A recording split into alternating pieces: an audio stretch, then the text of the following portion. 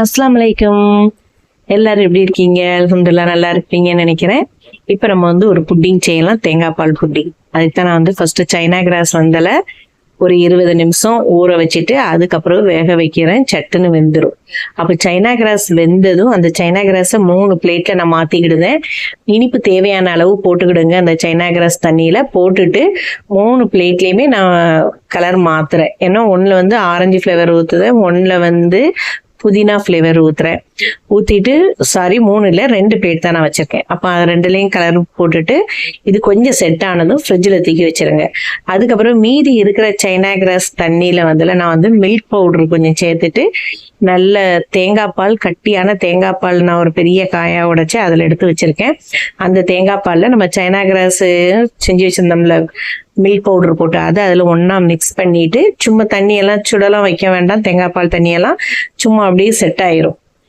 Set ஆனதுக்கு அப்புறம் நம்ம ஒரு பவுல்ல எடுத்துக்கிட்டு நம்ம ஃப்ரிட்ஜில் ஒரு பிளேட்ல கலர் காண்டி வச்சிருந்தோம்ல ஆரஞ்சு ஃபிளேவர், அப்போ அதை எடுத்து சின்ன சின்ன பீஸா கட் பண்ணி அதை அந்த நம்ம வீட்டுல என்ன பவுல்ல நம்ம செட் பண்றோமோ அந்த பவுல்ல எடுத்துட்டு போட்டுட்டு மேல இந்த தேங்காய் பாலை கொஞ்சம் ஃபில்டர் பண்ணி ஊத்திடுங்க. ஊத்திட்டு கொஞ்சம் நல்ல சூடு ஆறுனது ஃப்ரிட்ஜில் வச்சிருங்க. வச்சுட்டு ஒரு 3 மணி நேரம் கழிச்சு அதுக்கப்புறம் அதை எடுத்து பாருங்க, சூப்பரா இருக்கும். இது நான் நோன்பு இஃப்தார் டைம் நான் செஞ்சது தான். எனக்கு அப்போ வீடியோ போட முடியல, சரி இப்போ போடுதேன். இது நோன்புக்கு மட்டும்தான் இல்லை, இப்போ சம்மர் வேற, வெயில் பயங்கரமா இருக்கு. அப்போ இந்த மாதிரி டயத்துலையும் இதை நம்ம செஞ்சு சாப்பிடலாம், சைனா கிராஸ். அப்போ அதனாலதான் இப்ப நான் செஞ்சது.